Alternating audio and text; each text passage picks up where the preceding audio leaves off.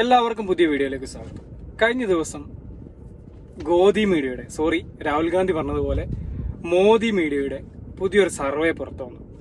അതിൻ്റെ അകത്ത് ചില സംസ്ഥാനങ്ങളിലെ ലോക്സഭാ മണ്ഡലങ്ങളിലെ റിസൾട്ട് കണ്ടിട്ട് ഞെട്ടിയത് നമ്മൾ CPM-കാരോ കോൺഗ്രസ്സുകാരോ അല്ലെങ്കിൽ BJP ഇതര പാർട്ടിക്കാരോ മാത്രമല്ല, BJP-ക്കാർ വരെ ഞെട്ടിയിട്ട് ആ ഞെട്ടിൽ നിന്ന് BJP-ക്കാർ ഇതുവരെ ഉണർന്നിട്ടില്ല എന്നാണ് കേട്ടത്. കാരണം ചില സംസ്ഥാനങ്ങളിൽ ഉള്ള ഇലക്ഷൻ റിസൾട്ടിനെ നമുക്ക് എന്ത് ചെയ്യാം, അതിനൊരു പക്ഷേ സ്വാധീനിക്കും. ഇപ്പൊ പ്രത്യേകിച്ച് UP പോലെ, അല്ലെങ്കിൽ മധ്യപ്രദേശ് പോലെ, അല്ലെങ്കിൽ രാജസ്ഥാൻ പോലെ, ഗുജറാത്ത് പോലെ BJP-ക്ക് മാത്രം ഗണ്യമായ സ്വാധീനമുള്ള ചില സംസ്ഥാനങ്ങളിലെ ഇലക്ഷൻ റിസൾട്ടിന് നമുക്ക് എന്ത് ചെയ്യാൻ പറ്റും, അതിന് അങ്ങനെ ഒരു റിസൾട്ട് വരുന്ന സമയത്ത്, ഇങ്ങനെ ഒരു എക്സിറ്റ് പോൾ വരുന്ന സമയത്ത് അത്തരം ഒരു പ്രഡിക്ഷന് നമുക്കൊരു ഉൾക്കൊള്ളാൻ പറ്റും. കാരണം അതൊക്കെ നോർമലി അത്യാവശ്യം BJP-ക്ക് നല്ല രീതിയിൽ വേരോട്ടുള്ള സംസ്ഥാനങ്ങളാണ്. പക്ഷെ തമിഴ്നാട് അടക്കം, കർണാടക അടക്കം, തെലങ്കാന അടക്കം, കേരള അടക്കം പല സംസ്ഥാനങ്ങളിലും ഗണ്യമായ സീറ്റ് BJP-ക്ക് പതിച്ചു കൊടുക്കുന്നൊരു സ്ഥിതിവിശേഷമാണ് എക്സിറ്റ് പോളിൽ ഉണ്ടായത്. അപ്പോൾ ഒന്നുകിൽ എക്സിറ്റ് പോള് വെറുതെ ഒരു ഇലക്ഷന്റെ റിസൾട്ടിന് മുമ്പേ BJP-ക്കാർക്ക് ഒരു ആശ്വാസം നൽകാൻ വേണ്ടിയിട്ട്, ഒരു താൽക്കാലിക ആശ്വാസം നൽകാൻ വേണ്ടിയിട്ട് ഒരു ഫലം പുറത്തുവിട്ടു, അല്ലെങ്കിൽ മുകളിൽ നിന്ന് അത്തരമൊരു റിസൾട്ട് വരാൻ സാധ്യത ഉണ്ട് എന്നുള്ള ഏകദേശം ഒരു കണക്ക് കൂട്ടൽ അവർക്ക് കിട്ടിയിട്ടുണ്ട്. അല്ലെങ്കിൽ അങ്ങനൊരു ഒരു സാധ്യത ഉണ്ടാകുമെന്നത് അവർക്ക് എവിടുന്നോ റിപ്പോർട്ട് കിട്ടിയിട്ടുണ്ട്. അതുകൊണ്ട് അതായത് EVM അട്ടിമറിയിലൂടെയോ അല്ലെങ്കിൽ മറ്റെന്തെങ്കിലും തിരിമറിയിലൂടെയോ അങ്ങനെ റിസൾട്ടിന് സാധ്യത ഉണ്ട് എന്നുള്ള ഒരു ന്യൂസ് ഇത്തരം മോദി മീഡിയകൾക്ക് കിട്ടിയിട്ടുണ്ട്. ഈ ഒരു കാരണം കൊണ്ട് മാത്രം ചിലപ്പം തെരഞ്ഞെടുപ്പിന്റെ വരാൻ പോകുന്ന റിസൾട്ട് മുൻകൂട്ടി അറിഞ്ഞത് കാരണമോ അങ്ങനെ എന്തെങ്കിലും ഒരു കാരണം കൊണ്ട് അവര് മുൻകൂട്ടി വിട്ടൊരു റിസൾട്ട് ആയിരിക്കും. അതായത് ഞങ്ങൾ പറയുന്നത് ശരിയാണ് എന്ന് പിന്നീട് സാധൂകരിക്കാൻ വേണ്ടിയിട്ട്. ഇനി അതും അല്ലെങ്കിൽ ഈ BJP-ക്കാരായിട്ടുള്ള സംഘികളായിട്ടുള്ള ഈ എക്സിറ്റ് പോള് ഇരുന്ന് കാണുന്ന ഈ BJP-ക്ക് അനുകൂലമായിട്ടുള്ള റിസൾട്ട് വരുന്നത് കാണുമ്പോൾ TV-ന്റെ മുമ്പിൽ ഇരുന്ന് അത് കാണുന്ന ആൾക്കാരുടെ വ്യൂസ് കൂട്ടിയിട്ട് റേറ്റിംഗ് കൂട്ടാൻ വേണ്ടിയിട്ട് ചാനലുകൾ ചെയ്ത ഒരു പക്ഷെ അങ്ങനെ എന്തെങ്കിലും ഒന്ന്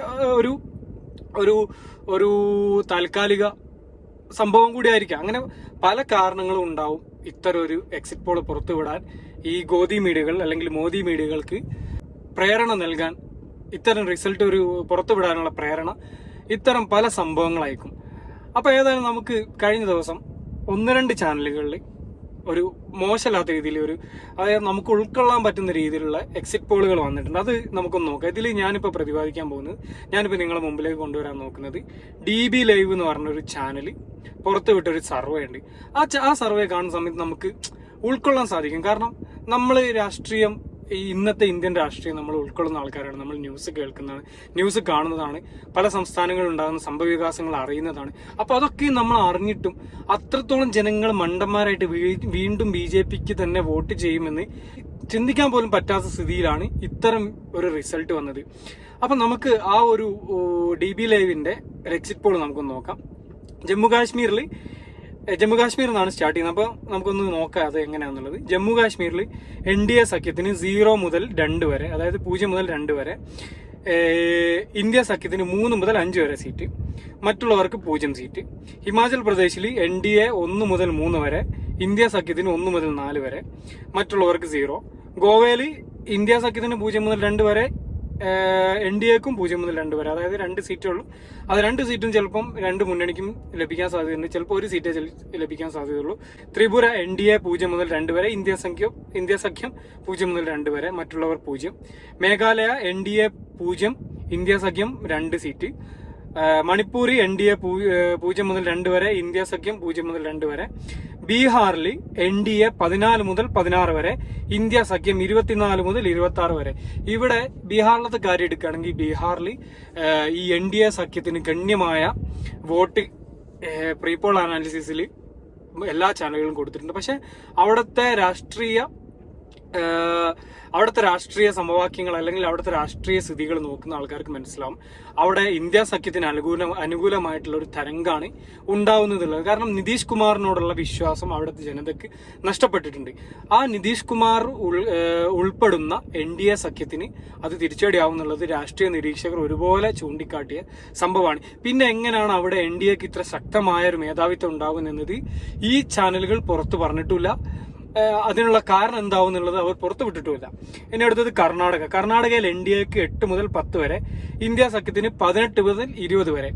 ഈ കർണാടകയിലും NDA സഖ്യത്തിന് 25 സീറ്റ് വരെ പറഞ്ഞ ചാനലുകളുണ്ട്. പക്ഷെ ഇന്നത്തെ അവിടുത്തെ സംഭവവികാസങ്ങൾ, അവിടെയുള്ള രാഷ്ട്രീയ സമവാക്യങ്ങൾ, അവിടെയുള്ള രാഷ്ട്രീയ പ്രശ്നങ്ങൾ, പ്രജ്വൽ രേവണ്ണയുടെ അടക്കമുള്ള വിഷയങ്ങൾ അവിടെ വോട്ടർമാരെ സ്വാധീനിച്ചിട്ടുണ്ട്. അതുപോലെ അവിടെ കോൺഗ്രസ് സർക്കാർ കൊണ്ടുവന്ന ജനകീയ പദ്ധതികൾ അവിടുത്തെ വോട്ടർമാരെ സ്വാധീനിച്ചിട്ടുണ്ട്. ഇത്രയും രാഷ്ട്രീയപരമായിട്ട് ഇന്ത്യ സഖ്യത്തിന് അനുകൂലമായി നിൽക്കുന്ന കർണാടകയിൽ എങ്ങനെ 25ഓളം സീറ്റ് NDA നേടുമെന്നതിന് ഈ ചാനലുകൾ ഒരു വ്യക്തമായ കാരണം പറഞ്ഞിട്ടില്ല. ഇനി അടുത്തത് ഗുജറാത്തിൽ NDA 23 മുതൽ 25 വരെ, ഇന്ത്യ സഖ്യം 1 മുതൽ 3 വരെ. അവിടെ നമുക്കൊരു പക്ഷേ ഈ ഒരു എക്സിറ്റ് പോൾ നമുക്ക് ഒരു പരിധി വരെ നമുക്ക് എന്ത് ചെയ്യാം, ശരിയാവാം എന്നുള്ളത് നമുക്ക് ഉൾക്കൊള്ളാൻ പറ്റും. കാരണം ഗുജറാത്തിന്റെ ഒരു സ്ഥിതി അങ്ങനെയാണ്. ഗുജറാത്തിൽ BJPക്ക് എത്രത്തോളം സ്വാധീനം ഉണ്ടെന്ന് നമുക്കറിയാം. എന്നാലും കൂടെ 10 സീറ്റ് വരെ ലഭിക്കാൻ സാധ്യത ഉണ്ട് എന്നാണ് അവിടെ ഇന്ത്യ മുന്നണിയിലുള്ള നേതാക്കന്മാർ അവകാശപ്പെടുന്നത്. ഇനി അടുത്ത സംസ്ഥാനം രാജസ്ഥാനാണ്. രാജസ്ഥാൻ NDA 17 മുതൽ 19 വരെ, ഇന്ത്യ സഖ്യം 6 മുതൽ 8 വരെ. അതും ഒരു സാധ്യതയുള്ള ഒരു കണക്കാണ്. ആസാമിൽ NDA 8 മുതൽ 10 വരെ, ഇന്ത്യ സഖ്യം 3 മുതൽ 5 വരെ. അതും സാധ്യതയുള്ള ഒരു സംഖ്യയാണ്. ഇനി ജാർഖണ്ഡിലേക്ക് വന്നാൽ NDA 6 മുതൽ 8 വരെ, ഇന്ത്യ സഖ്യം 6 മുതൽ 8 വരെ. പിന്നെ ഛത്തീസ്ഗഡിലേക്ക് വന്നാൽ NDA 6 മുതൽ 8 വരെ, ഇന്ത്യ സഖ്യം 3 മുതൽ 5 വരെ. ഹരിയാന NDA 2 മുതൽ 4 വരെ, ഇന്ത്യ സഖ്യം 6 മുതൽ 8 വരെ. ഡൽഹി NDA 2 മുതൽ 4 വരെ, ഇന്ത്യ സഖ്യം 3 മുതൽ 5 വരെ. ഉത്തരാഖണ്ഡ് NDA 3 മുതൽ 5 വരെ, ഇന്ത്യ സഖ്യം 0 മുതൽ 2 വരെ. കേരളം UDF 16 മുതൽ 18 വരെ, LDF 2 മുതൽ 3 വരെയാണ് ഈ ചാനൽ പറഞ്ഞത്. ഏകദേശം ആ ഒരു റിസൾട്ട് ശരിയാവാനാണ് ചാൻസ്. കാരണം കേരളത്തിൽ ഒരു കാരണവശാലും BJPക്ക് സീറ്റ് കിട്ടൂല. അതിന് കാരണം ഏറ്റവും പ്രധാനപ്പെട്ട കാരണം ഈ BJP ജയിക്കുമെന്നുള്ളൊരു സാധ്യത ഏതെങ്കിലും ഒരു മണ്ഡലത്തിൽ വന്നു കഴിഞ്ഞാൽ അവിടെയുള്ള ന്യൂനപക്ഷ വോട്ടുകൾ, മുസ്ലിം വോട്ടുകൾ, ക്രിസ്ത്യൻ വോട്ടുകൾ, ഒരു പരിധി വരെയുള്ള ക്രിസ്ത്യൻ വോട്ടുകളും, 100% ക്രിസ്ത്യൻ വോട്ടുകൾ എന്ന് ഞാൻ പറയുന്നില്ല, പക്ഷെ 100% മുസ്ലിം വോട്ടുകളും ഒരു പരിധി വരെയുള്ള ക്രിസ്ത്യൻ വോട്ടുകളും BJPക്ക് അനുകൂലമായിട്ട് പോൾ ചെയ്യപ്പെടുന്നുള്ള 100% ഉറപ്പ്. അതുകൊണ്ട് ആ BJP ജയിക്കുന്ന ഒരു മണ്ഡലം, BJP ജയിക്കുമെന്ന് കരുതിയ ഒരു മണ്ഡലത്തിലും അവർ ജയിക്കാൻ പോകുന്നില്ല, 100% ഉറപ്പാണ്. അതാണ് കേരളത്തിലെ സ്ഥിതി. ആ കേരളത്തിൽ 4 സീറ്റും 5 സീറ്റ് വരെ പ്രവചിച്ച ചാനലുകളുണ്ട്. ഇനി അടുത്തത് തമിഴ്നാടാണ്. തമിഴ്നാട്ടിൽ NDA 0 മുതൽ 1 വരെ, ഇന്ത്യ സഖ്യം 37 മുതൽ 39 വരെ, ADMK 0 മുതൽ 1 വരെ, 1 സീറ്റ് വരെ.